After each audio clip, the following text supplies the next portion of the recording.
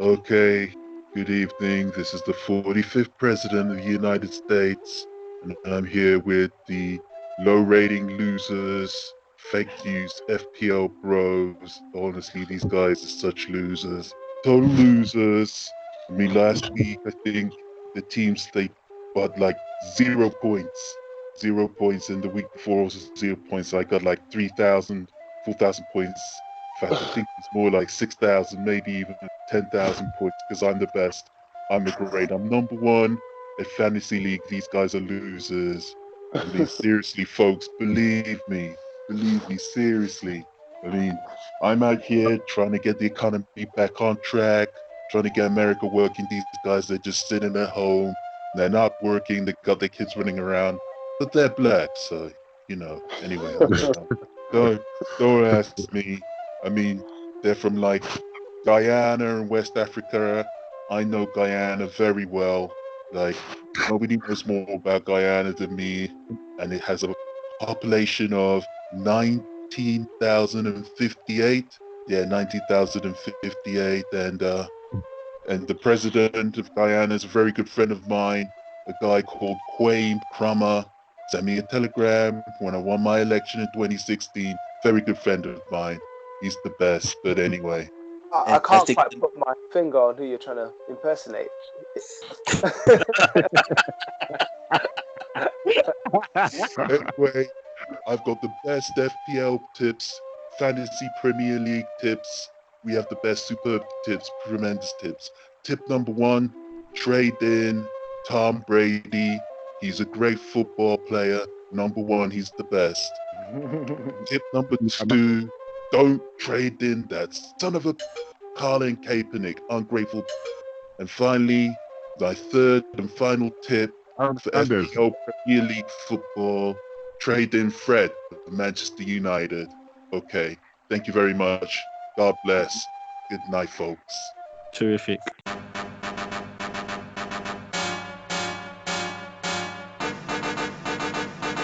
You're all about to witness a monumental throwdown.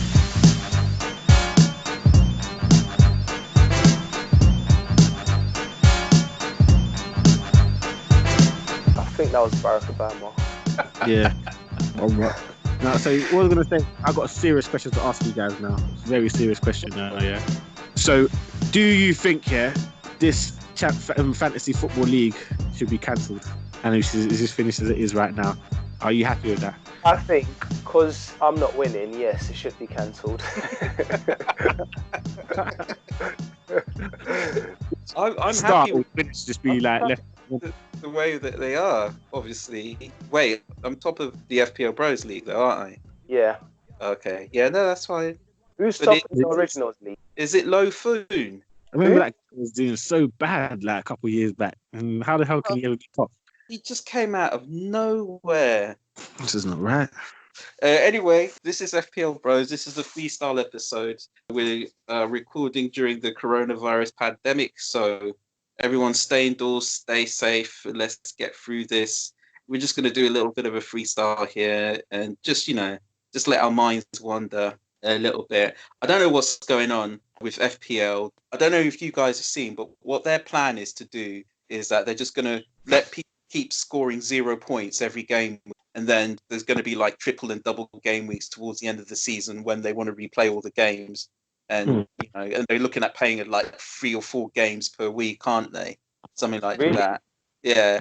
So like people are going to be getting like 200, 300 point scores, I think, in a week or something like that. And the last I heard, that's what they were doing. So right now, like the last couple of game weeks are like game week, whatever, 39 and 40 or whatever. Not 39, 40. What am I talking about? Like game weeks 34, and that, people are just going to get 0 points. And so it's just going to have big old game weeks towards the end of the season when they're going to cram in all the games left over in May or something like that. Anyway, that's what I heard, but I've not checked the site in a while. So It's got something here. Learn how the postponement will affect your games. Oh, right. Yeah. I got my wild card, so I'm all right. Yeah. Do you know what's weird though? Like everybody's been scoring 0 like every week, but some people are still making trades and some people are still taking minus. Really? course. Are you serious? Oh, that's crazy. Injuries, so injuries would be very different. I remember when COVID first happened, right, and it affected the players from Arsenal, and Aubameyang got ill, and I thought, oh, let me take Aubameyang out. I'm so glad I didn't because everyone else got it afterwards. People they were too quick to make a decision, and they were taking all these people out of their teams, taking -4, -8. And even though everyone's supposed to be scoring 0, some people actually going down in the rank. That's hilarious. Oh gosh. You're all about to witness a monumental throwdown. Anyway, one interesting thing that obviously came up today, this whole business of the Newcastle United takeover, Yes. that completely caught me by surprise. It's going to be amazing for Newcastle because they're actually a decent team. So do you think it's real? What? Do you think it's real? It's actually going to happen? Yeah. You honestly think it's going to happen? Why not? They've been talking about this for a while, and it's never happened. So I just don't. Well, it's true. That guy has been trying to sell Newcastle for a while, hasn't he? Yeah, and as well, they've been trying to buy Newcastle for a while, and it didn't happen. Apparently, I'm sorry to say, but doesn't deserve to have Newcastle. No, it's a real weird one because he doesn't seem to care about how he comes across in the media, which is just really bad, isn't it? He's got a terrible reputation. Yeah, he does. Yeah, And the thing is, the bottom line is his most important thing, which makes sense. The what? The bottom line is the most important thing. Yeah, I mean the bottom line for Newcastle is obviously the most important thing. So you can kind of see that no matter what he does, that he's going to upset people because he's only thinking about his bottom line. Yeah, well, actually, here's a thought. I guess one of the reasons why anybody would buy Newcastle United is that you've got a very loyal fan base there. Those people are not going anywhere else, are they? Mm-hmm. I mean, if you buy a London club, you never know what's going to happen. People move around, Chelsea, Spurs, Arsenal, they're going to change every 5 minutes, aren't they? But with Newcastle United, you've got I can't remember how big their stadium is. What is 40,000 people? Just the whole city behind that team through thick and thin, no matter what happens. What squad? Yeah. The thing is, they're very lucky that no matter what happens, they just manage to be staying up with their second. Not saying their managers are second rate, but they always have a manager doing decent. Then they get rid of them for a manager. Yeah, Rafa was good for them. Then so was Chris Hughton, and they got rid of Chris Hughton and brought in Alan Pardew. Yeah. No, you're right. They have lucked out sometimes with their managers. When they got relegated and they got in Sam Allardyce, I wasn't quite sure whether he'd get them back into the Premier League. No, wait. What am I talking about? I'm talking about West Ham, aren't they? Yeah. No, who got them back into the Premier League? Was Chris it Rafa Benitez? Chris Hughton, a few seasons back when it was Alan Shearer who took them down. Yeah, Rafa Benitez brought them back as well. Yeah. I think they got twice, and Rafa Benitez brought them back too. Yeah, they've been quite lucky in that respect that they found managers who were able to get them out of the Championship back into the Premier League. Because that Championship is no joke, No, it's difficult. Yeah, it's so hard to get out of it. So hard. You got the playoffs, don't you? Yeah, that's crazy. It's a lottery. I'm telling you, seriously. You're right, James. They managed to get back up and just about kept themselves in it. So, I mean, it could have been a different story if they didn't get Rafa Benitez and they got relegated last season or something. Could have been a massively different story. And then those Saudi guys, who would they be looking at instead? Do you think they would have looked at Arsenal? Nah. They would have probably looked at Wolves or something. Wolves, maybe, yeah. But then they were already owned by Chinese, a big Chinese investment fund, aren't they? Yeah, investment. Yeah, that's true. Actually. Yeah. No. So, who do you think they're going to get in to manage? My money is on Diego Simeone. Really? Oh, yes. Well, it depends on how much money they're willing to pay. True. Simeone will never go to Newcastle. I can't see that happening. Well, man, who would have ever seen Pep Guardiola managing Manchester City? I can see the return of Poch. Oh, that's a good one. That's a good one. Yeah. That's a very good one. I think that's probably the most likely. That's the smartest move for him to make, if you ask me. Yeah. Or experienced in the Prem. Sorry, I said he's experienced in the Prem. Yeah, exactly.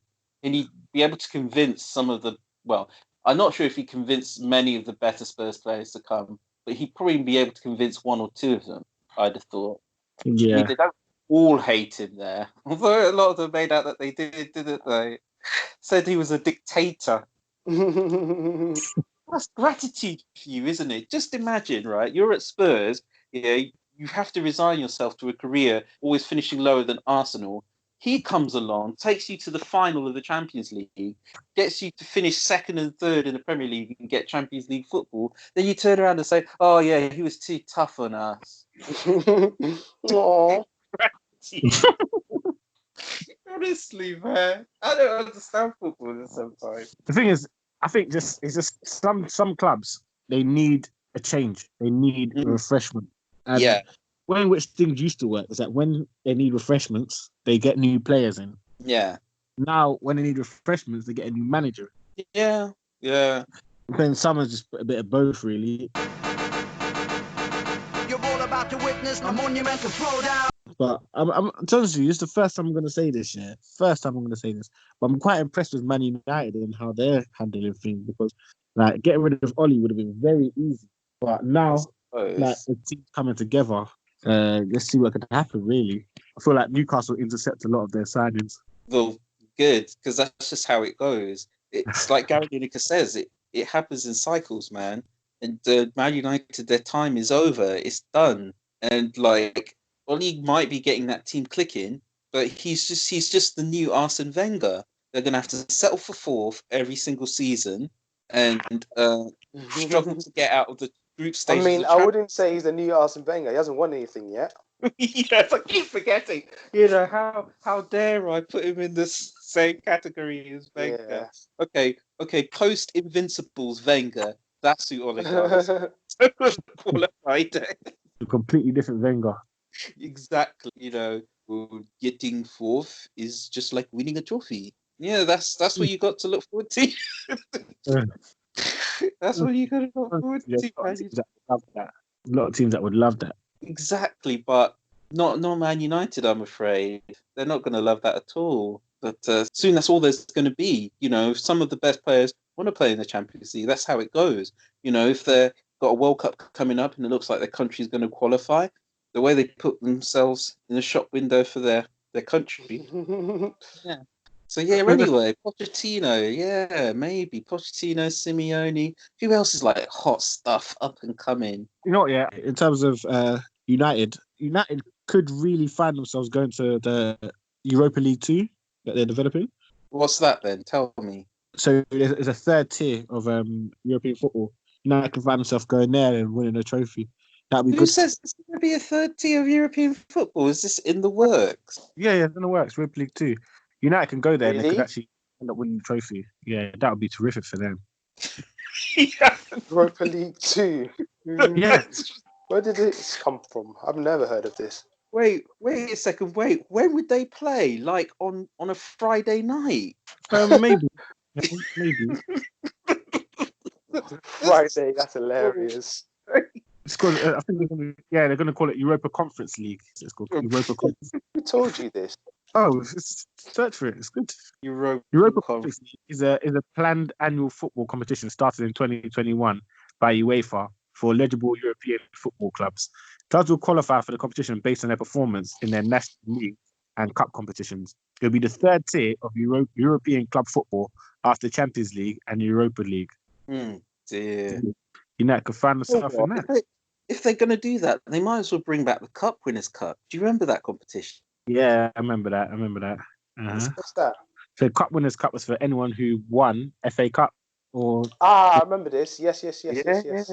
Cup Winners' Cup. Because didn't Arsenal win the Cup Winners' Cup? That's pretty much their only European trophy, isn't it? Mm-hmm. Oh, it's a shame Jamie isn't here. Never mind. Get from left, right, and centre. European Conference League, is definitely a European Championship that Arsenal could find themselves winning. Because if you look at their league position at this moment in time, they wouldn't qualify, but they could be aiming on qualifying for it in the years to come.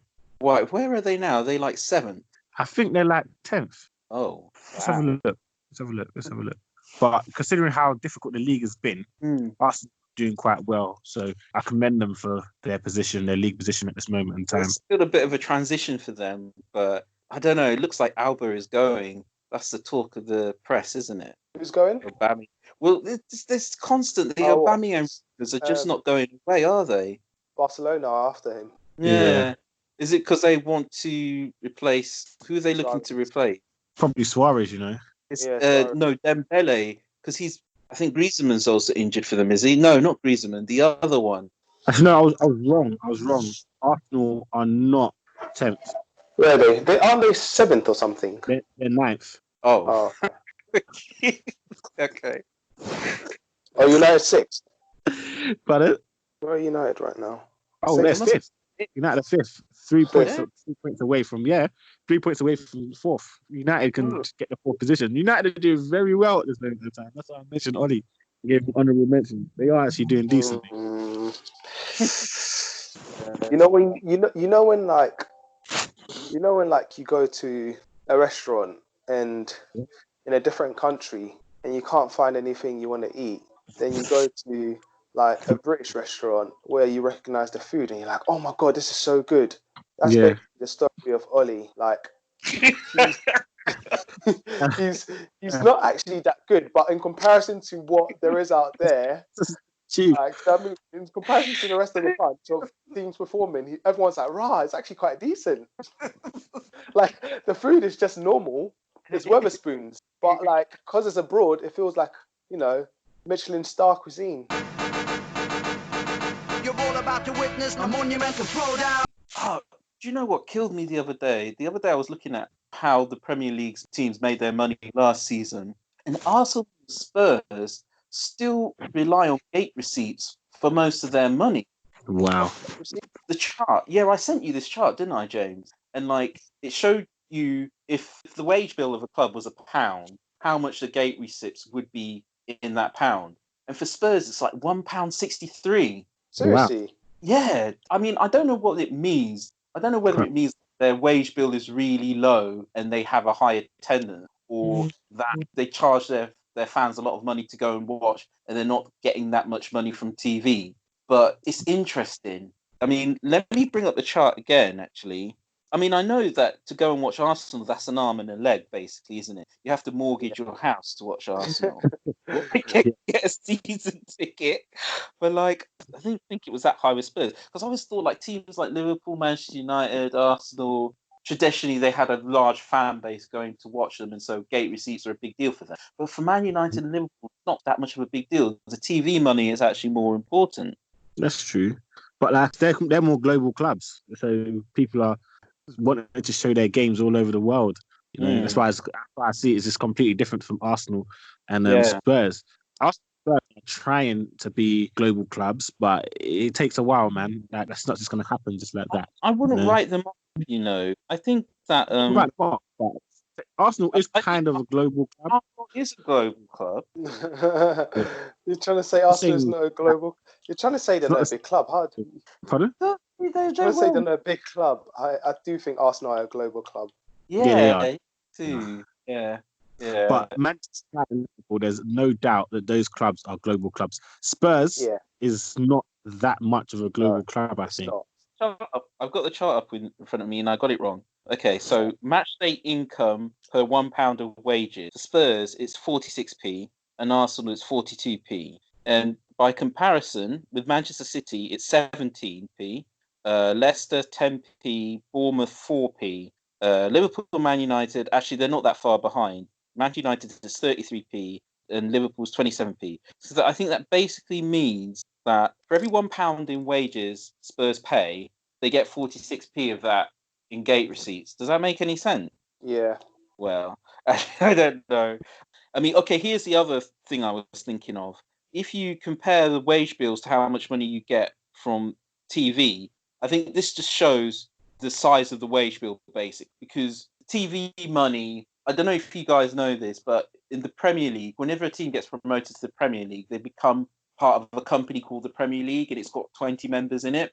And the deal is,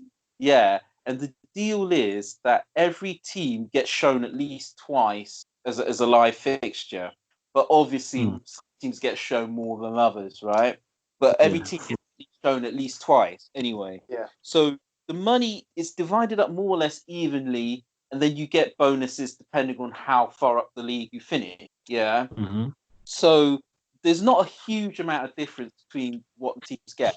But in Spain and Italy, for example, like in Spain, pretty much all the money goes to Barcelona and Real Madrid. It's disgusting. Nobody Yeah. else Not get nice hardly. at all, man. Yeah, yeah. So in that way, the Premier League is a bit more egalitarian than like other big leagues, but not by much. But anyway, I've done enough talking now. For example, it says here Cardiff, Huddersfield, Watford. You know, they were getting more than £1 for their wages. For every pound they spent in wages, they were getting more than that from TV. But Oh, wow. Chelsea were only getting 63p, Man United only getting 73p, and Arsenal only getting 79p. And I'm going to shut up now because I'm talking facts and figures. That's pretty dry. It's an interesting fact. I never knew that. Wow. If we're talking about figures, what's your thoughts on the new Liverpool Nike kit deal? I'm joking. Is it gone through? Of course, man. Definitely go through. It's happening. The thing is that Liverpool cannot wear the kit, yeah? The New Balance still ends in like June. So Liverpool is supposed to be wearing the Nike kit after June. But because the season's not going to be done by then, it's like, what's going to happen? Are people going to wear their new kits? They're going to wear their old kits? Are Liverpool going to lift up the cup in They'll wear the New Balance? So they're going to lift up the cup in Nike? Yeah, they'll just wear the new one because that's Yeah, but people talking about them wearing it in New Balance. They're lifting up the cup in New Balance. Yeah, that's a take. I'd be fuming if I was New Balance. So, I'd be like, so how many years have I been with you? in a way, like New Balance paid that money to, when no one else willing to pay as much. See, this is the thing, right? Do you think like the whole pandemic might have been engineered by Nike just so they can do their kit if the Premier League trophy? Because they might not get another chance. The reason why I don't think it's by Nike is because Man City, they could have had a hand in it. So could have Manchester United. The pandemic, just to make sure. Yeah, Liverpool winning the league.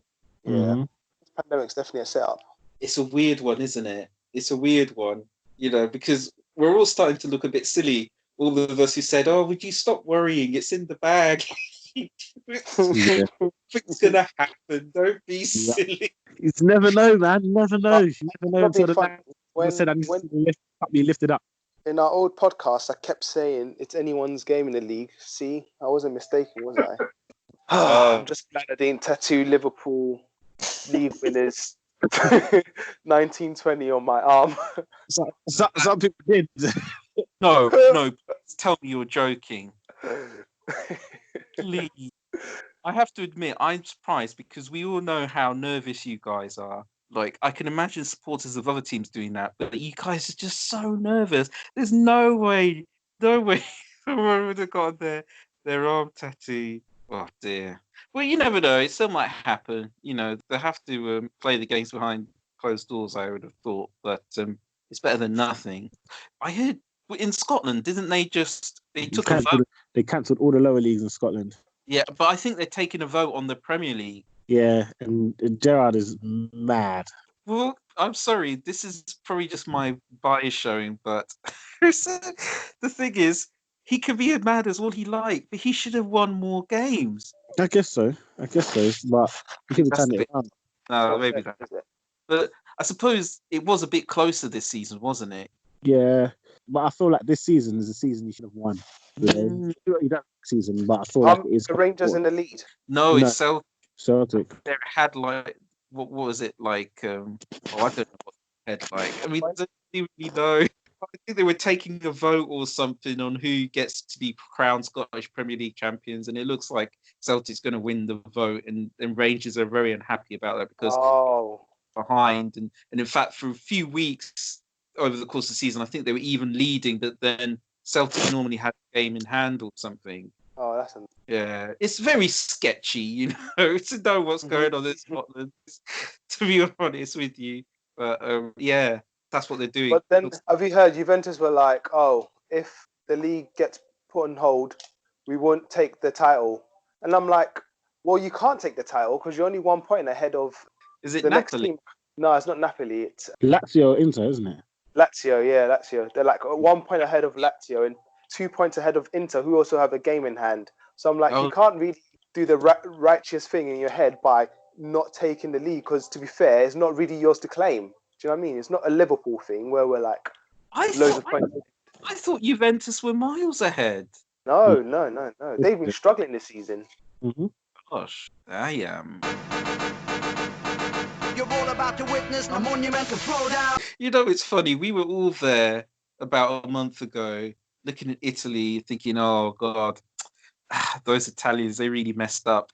Well, not like us. Not like Brits. It's true. It's true. That's not Are even you guys including, finding it with no sports on the weekends? Is it weird? Oh, it's terrible, man. It's terrible. Weird. I mean, I At just least when football was over, we usually had like Wimbledon or something to watch. Do you know what I mean? yeah. Now we've got nothing to look forward to. No, just old games, and I'm not really feeling the old games. I mean, don't get me wrong. I remember I sat through most of Italia '90, and that was really something because I never thought it would take 30 years for England to get to another semi-final after watching Italia '90. It was quite exciting at the time, and they were showing it again. But then people were like, "Oh, England were actually better than West Germany." I was thinking, no, I was actually quite worried throughout most of that game, to be honest, when I was watching it at the time. That's my take anyway. Don't let anybody tell you any different. When England went out on penalties to West Germany in Italia '90, most of the game, we were all bricking it because we just thought, no, the Germans are actually quite good. And there just doesn't seem to be any way through.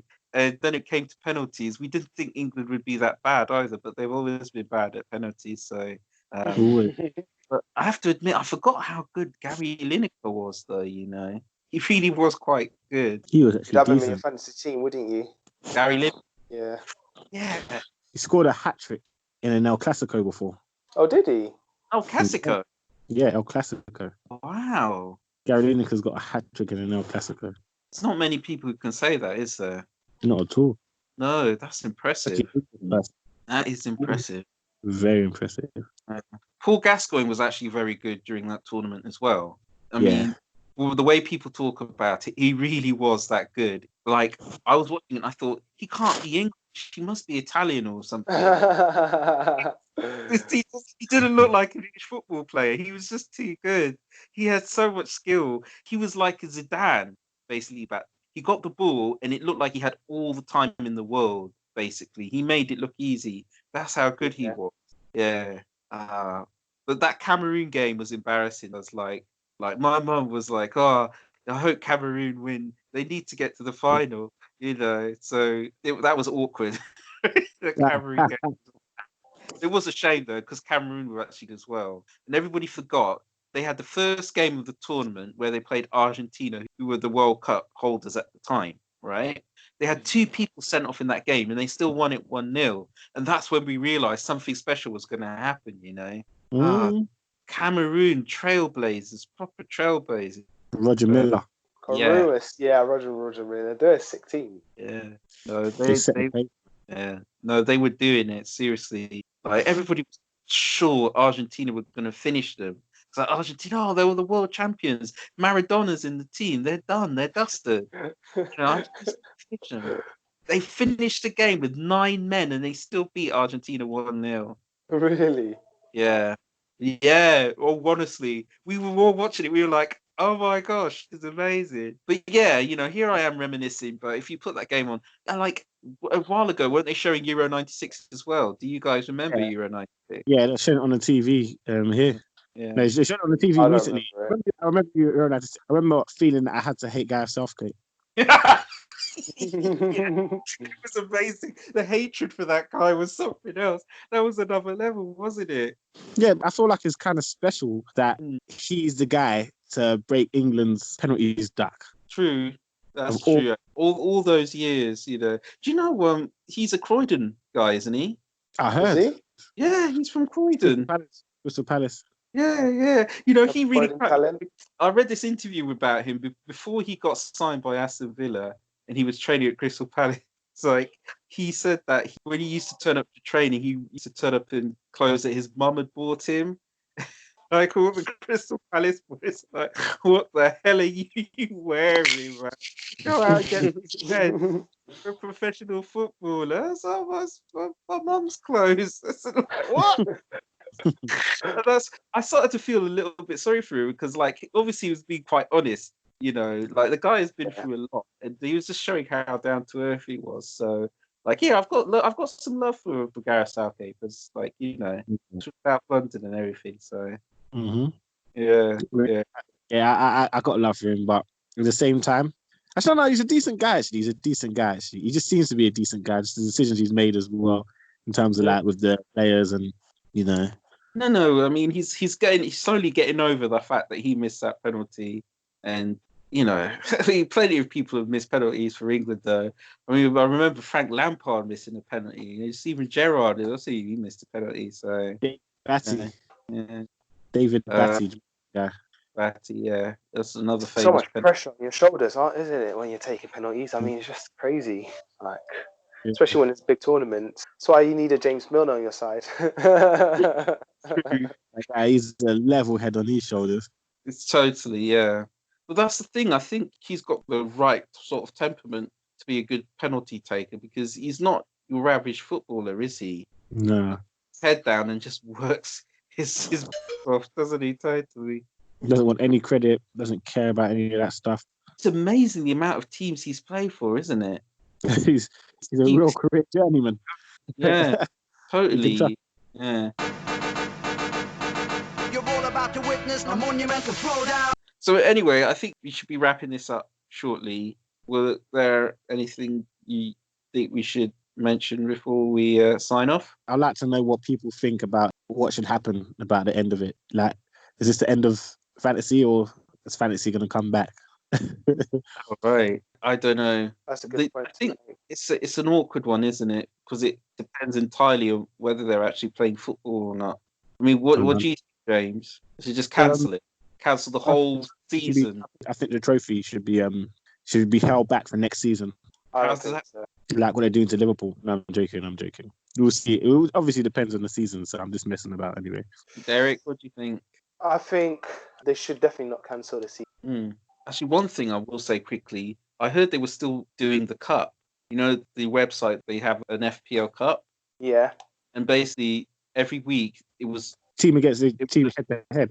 Yeah, the cup is like, I think, round about game week 18, they took the top 3 million teams and they just paired them up randomly. And then every week you play a random team, right? And it goes, you know, every week it goes down to 1.5 million, then, you know, 750,000. And so, you know, and eventually it would just be 2 teams against each other, like last day of the season, yeah. And what they've been doing is they've been doing a coin toss for every tie now. Because everybody's been getting 0 points every week. So they've been doing a coin toss for the cup. That's funny. I know. Maybe they'll do a coin toss for the whole game. Take my chances. Yeah, well, I wouldn't mind that too much, you know. Give us chances anyway. Okay, guys, thank you very much for taking part again. Really appreciate it. Hopefully we could do another freestyle soon, but I appreciate that all our schedules are a little bit up in the air at the moment. It's not quite the same as it was before, but still, anyway, good looking out, and thanks for doing the pod. So all that's left for me to say is it's a goodbye from me. Yeah, take care, guys. Stay safe. Take care. Stay safe. Bye, everyone.